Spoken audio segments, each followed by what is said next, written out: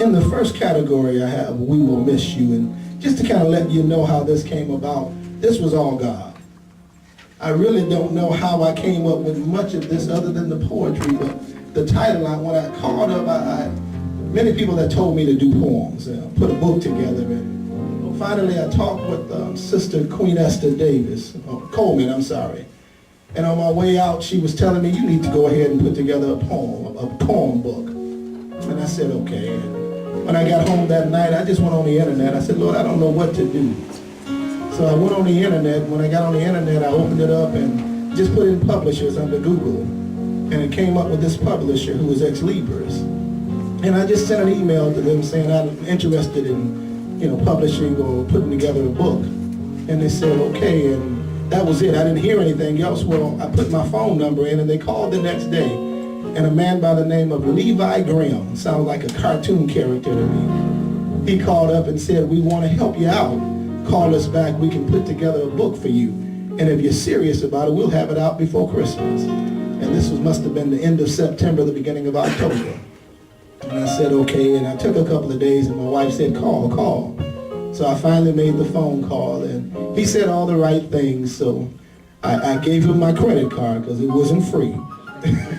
But I gave him my credit card number and we started and I sent him the poems. He said, what's the title of your book? And I said, Lord, I don't know. I said, let me call you back.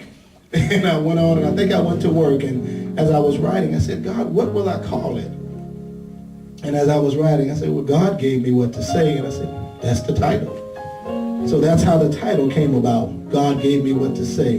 And my wife said, why don't you put in there poems from the heart? So that's how the subtitle came about. And then as they asked for categories and all those things, I started looking and I said, well, I guess if I categorize them, maybe I can look at We'll Miss You as much of the poems that I've written about saints that have gone home. And that's how we ended up with the first category. And from that first category, I'll read a poem and then I'll sign some books because I don't want to hold you too long. But from that first category on page 17, I want to look at a poem called A Glimpse of Glory. That poem was about one of our deacons here, Deacon A.D. Taylor. Oh yeah, and those that know him, that from Bailey Temple know him. He had an awesome voice. He could sing like, it's like the Motown sound. He hit them high notes when he was singing, but he could sing. And he was just an awesome person, an awesome individual. And when he left, I wanted to write something about him, and his wife was left behind, and I wanted her to know how he must have felt when he saw a glimpse of glory. A glimpse of glory. I was just sitting there relaxing when I heard him call my name. I wasn't looking for it, but he called me just the same. I tried so hard to fight it. I didn't want to hear that sound. But when I caught a glimpse of glory, I just couldn't turn around.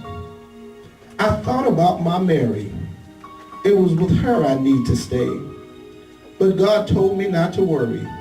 He walked with her both night and day. I saw the streets of gold. I stood upon those streets at last. But this gold was much more beautiful. It was like transparent glass. I thought about the saints. They need me there to drive the van. But when I looked up at those pearly gates, I said they'll find another man. I saw the crystal river as it flowed out from the throne. And I saw the 12 foundations made with all those precious stones. I thought about my church, where I used to sing my songs. But now I'm singing up in glory, and all the angels sing along. I could not find the S-U-N, but yet the city was so bright. It was God's glory and the S-O-N that gave the city light. I thought about my family. I got to help them find the way. But God said my work was finished, and it's in their hands today. I said, Lord, this is too sudden. There's still work I have to do. They're all friends, there are still friends I have to encourage and weak ones to carry through. Then I thought about my body. There was no pain that I could find. And I heard the angel say to me, with the Lord I soon would die.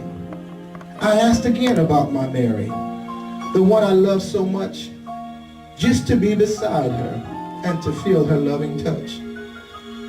He told me not to worry, for he had a great reward. Though she had her time in mourning, she's in the bosom of the Lord.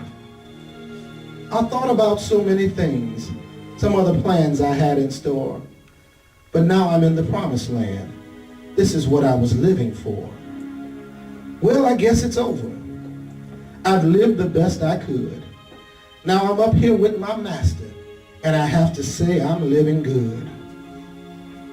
I know that you will miss me, and some of you will cry. Some of you will even question God and even ask him why. But God makes no mistakes, and he has a perfect plan. And with just one glimpse of glory, I'm sure you all would understand. So now you go on through your trials, and you make it through them all. I'll be waiting up in glory when you hear the Master's call. Be strong through your trials. Rock that rocky road for miles. For with just one glimpse of glory, it will make it all worthwhile.